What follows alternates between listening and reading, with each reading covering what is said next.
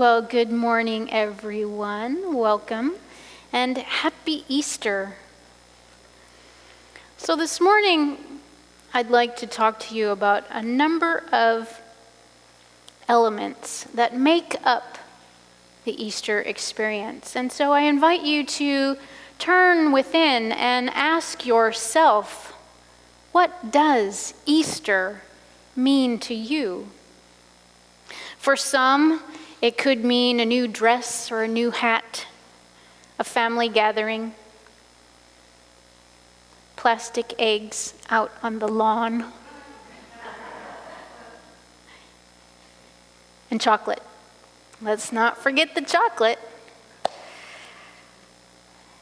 So what does Easter mean inside of you, in your mind and heart and consciousness? That's what we're here to explore this morning. So today I would like to share with you 6 significant things that Easter could possibly mean to us today.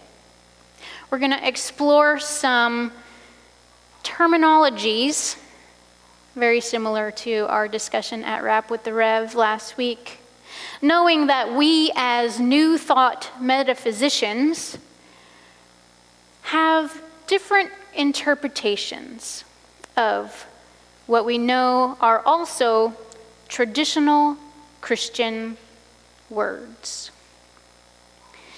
So for us in Unity and New Thought, it is a practical use of the Bible stories that we are seeking. It's the wisdom that these stories contain that can be applied to our everyday life that is important to find. And so I ask you to brace yourself as we explore some of these terminologies, knowing that they may trigger an old thought from an embedded theology that you have had an experience of from your past. Turn to your neighbor when you have the need to be consulted. So what does Easter mean to us as a New Thought denomination? Well, let's begin with the letter E. The first letter in Easter is for experience. The first words recorded in the Bible that Jesus said are, "I must be about my Father's business." He said that when he was in the temple, early as a Unitine, middle school age student. And his last words were, "It is finished." He said that as a very young man in his early 30s. So I invite you to consider for yourself, what impact would it be upon your life if you were to wake up every morning with the thought, proclaiming, "I must be about divine business." Say that with me. I must be about divine business. It takes on a whole new vibration. I hope you felt the tingle. So, would it make it easier to roll out of bed? Would it make it easier to start the morning with more joy and enthusiasm, as Charles proclaimed well into his 90s? And then, at the end of the day, when we're turning within and taking time for reflection, would it provide to us a sense of completion and satisfaction for what we have done during that day? When we look to the life of Jesus as an example of how to live, we realize that Easter is not just an event, but it is an experience. The message of the resurrection has to be lived by each of us in order to have that experience. It is not just a story to be left on the dusty pages of a book we call the Bible. I'm assuming you have dusty pages.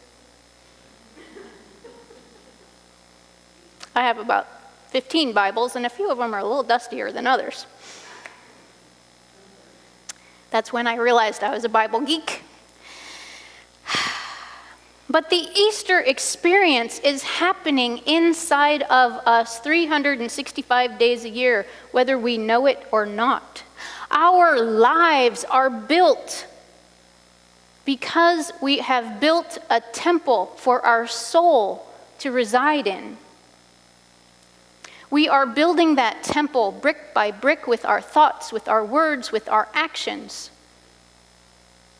So ask yourself, do I really want to live in the temple that I have built for myself? Or do I need a new floor plan?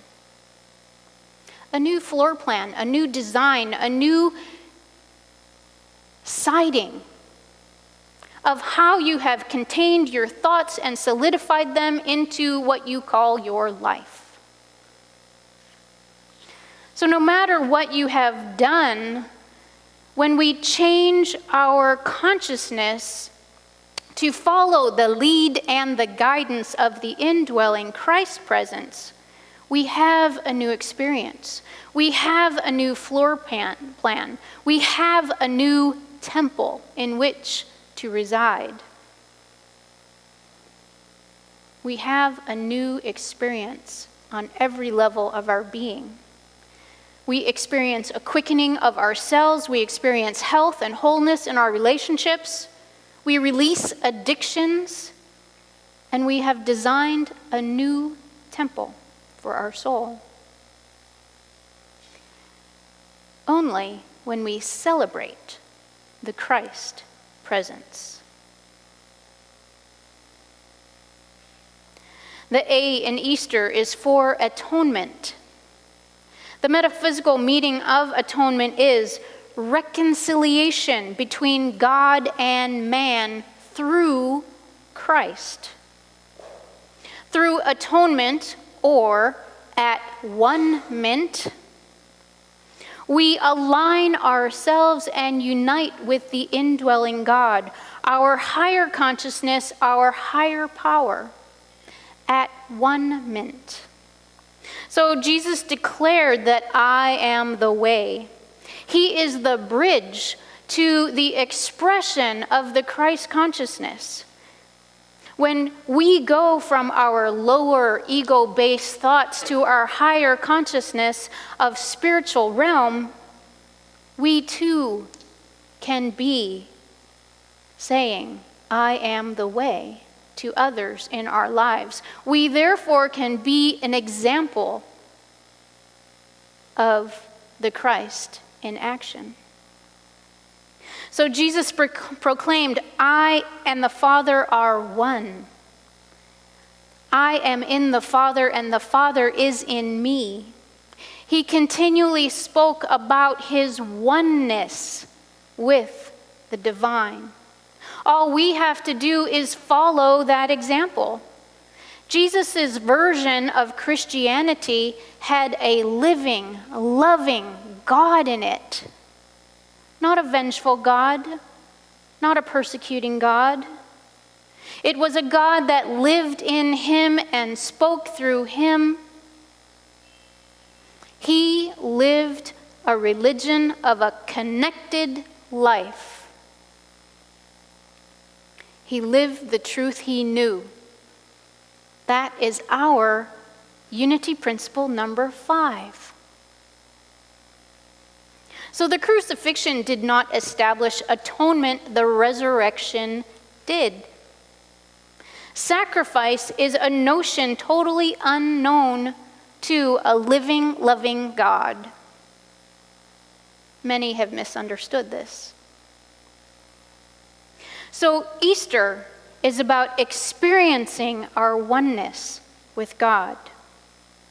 When we do, we become one with the one. So the S in Easter is for, brace yourselves now, salvation. Not a term we typically use in a unity ministry. However, hear me out.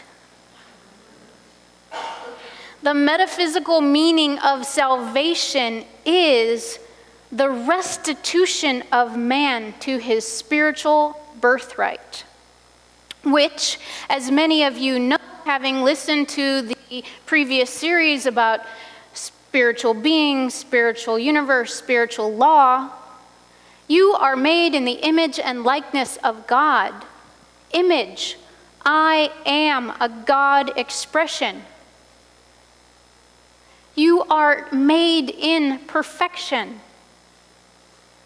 Salvation is the realization of the omnipresence of Spirit or God, everywhere present, which happens to be our unity principle number 1 and number 2. Through salvation, we are able to remember our birthright when we take back our ownership of divine nature. It comes as a result of changing our minds. Remember last week we talked about the word repent, which means change your mind. To redeem yourself is to return.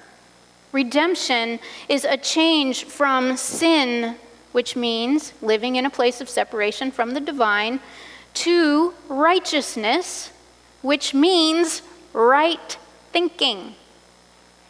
Living in a place in alignment with the divine. You see, separation to connection. You get to choose. One is going to be fun, and the other, well, not so much. So right thinking is in alignment with the divine. When you're in alignment with the divine, you can assure yourself and others that the outcome of all of your thoughts, words, and deeds will be a blessing to yourself and others. Right thinking. This change of consciousness is a pivotal point in our spiritual maturity and evolution. Think of our vision statement. We'll be singing it in just a couple minutes. But we speak about co-creating a world that works for all. That is a statement that is in alignment with the divine. And so we can come to an awareness that salvation, although it gave you a twinge a few minutes ago, is now a gift. It's a freedom. It comes when we know in here of our divinity. It comes to us when we understand and accept that in spirit we have no limitations. There is no reason that we would need to suffer. That we can have an inner overcoming of a belief in limitations and lack. It is an inner change of consciousness that manifests and outpictures as an outer change as well. It is awakening to wholeness. Charles Fillmore, co-founder of Unity, you guys were supposed to remember that. Let's try again. Charles Fillmore, bless you.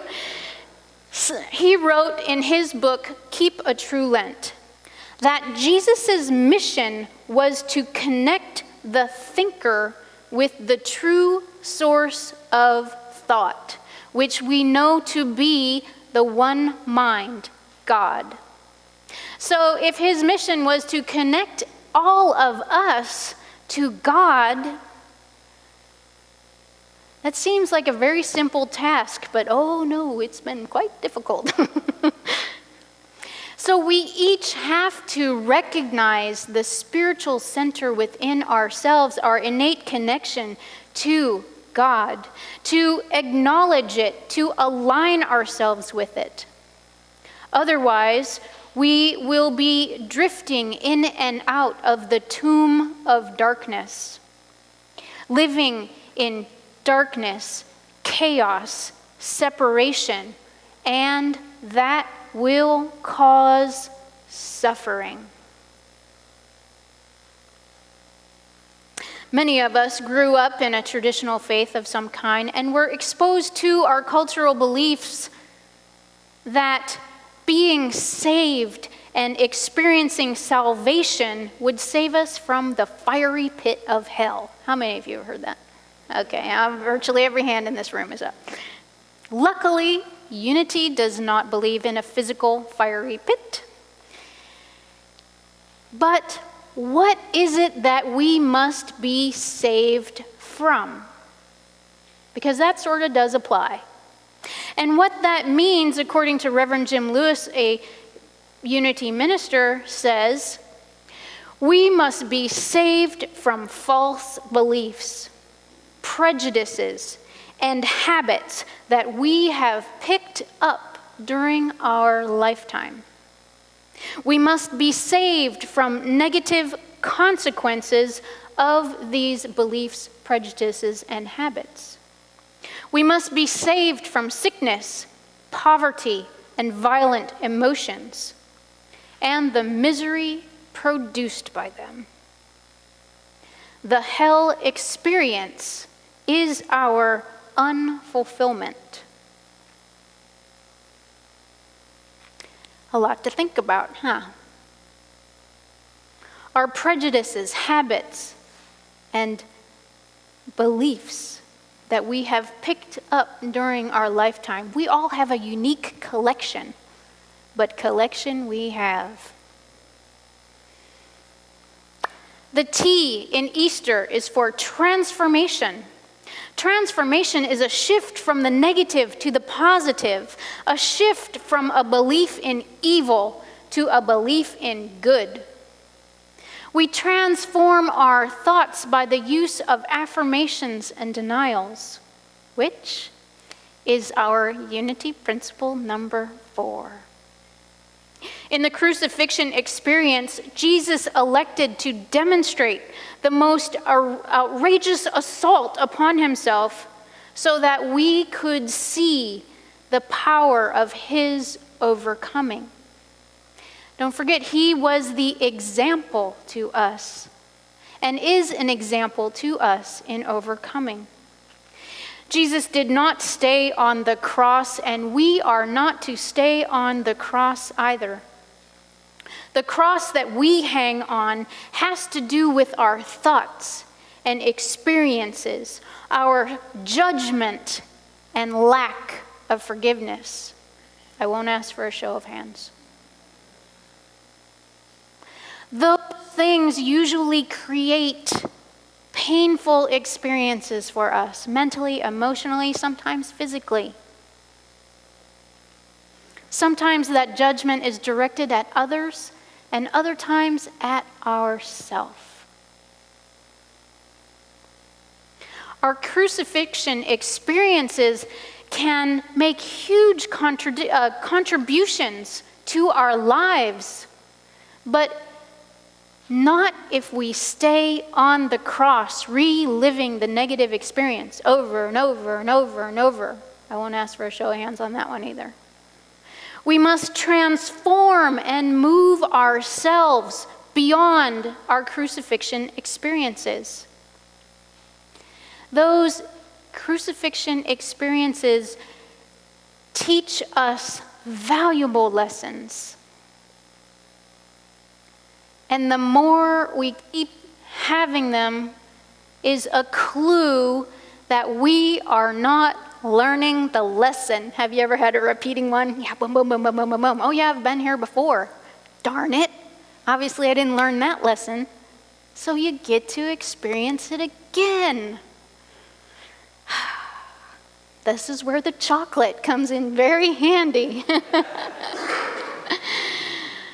So as long as we are learning our lessons that come to us so that we may mature mentally, emotionally, spiritually, physically, intellectually, we can move beyond our crucifixion experiences and align with the Christ presence within. That is where we gain our power and our strength, when we are able to let go of the idea of persecution and embrace an idea of appreciation for all life, for all people, for all experiences. It's not until we are on the other side of the crucifixion experience do we recognize that hidden blessing. I tell people, hold on until that blessing comes. It will come. Just not as fast as we would like. As we let go of anger and hatred and separation, we can embrace forgiveness, compassion, and love. The second E in Easter stands for expansion. Jesus taught that the kingdom of God is within. We know that God energy does not rest. My favorite thing is to see a grass or a flower grow up between the sidewalk because it's persistent. You can't stop God. It's just a little example I love to amuse myself with. So that God energy doesn't rest in you, it doesn't rest in me, it doesn't rest in our universe. It expands. God expands to become good. I shared this with you before. G-O-D equals expanded, G-O-O-D. And if you're really lucky, it's a G-O-O-O-D. Were you here for that one? Oh yeah, I can go on and on with the good expanding for my life and what I'm holding for you. So I invite you to expand your thinking, to see and accept God and only God at the center of your life. And finally, R. R in Easter is for resurrection. Now, all four Gospels tell about this great event, the resurrection of Jesus the Christ. They vary in details of the story, very much like the birth narrative that you know I got on a soapbox about during December. But that's to be expected, because they were written at various times in our history by various authors with an intention of speaking to a very different audience and with an intention of influencing them in a specific way. But enough of that for now. I'm not just talking about Jesus' resurrection, I am talking about yours. The metaphysical meaning of resurrection is restoring of mind and body to the spiritual underlying state. It's an undying state as well. It is a recognition of the absolute perfection where our imperfection appears to be. We can spot imperfection in ourselves all the time, but when we look at ourselves and others with righteous thinking, right thinking, divine thinking, we see perfection exists.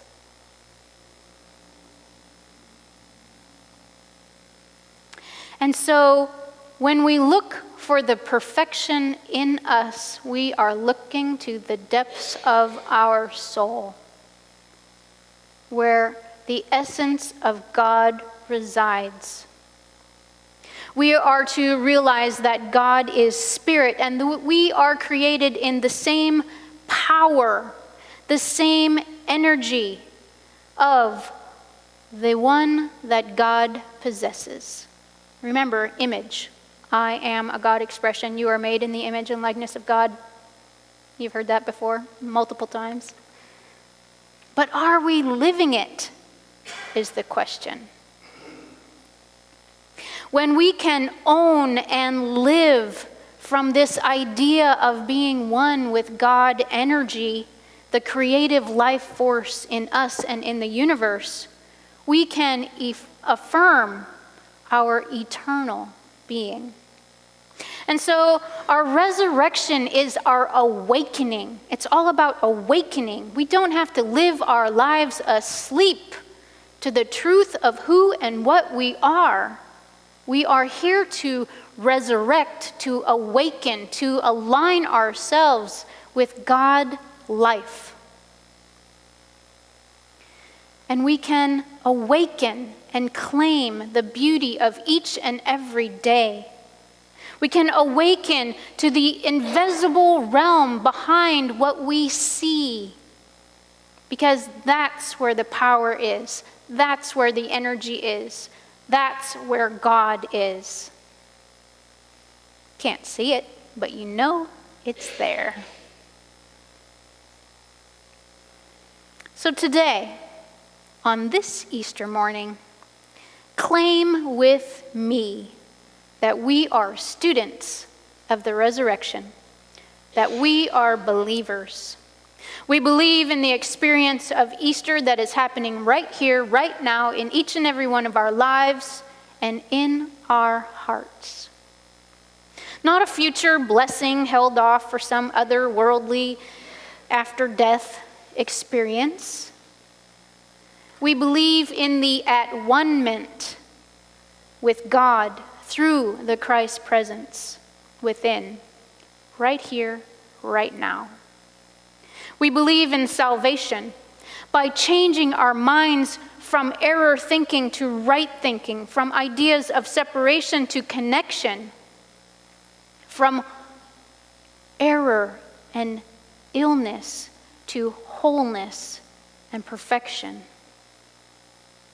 Through these changes in thoughts, we can be saved from our old lives and restored to the truth of our spiritual identity. And because of this, we believe in transformation, that communication and forgiveness can wipe out old hurts, and it can change us from the inside out. We believe in expansion, in not limiting ourselves to what we can see, but in what we know to believe and believe is there, the energy of it.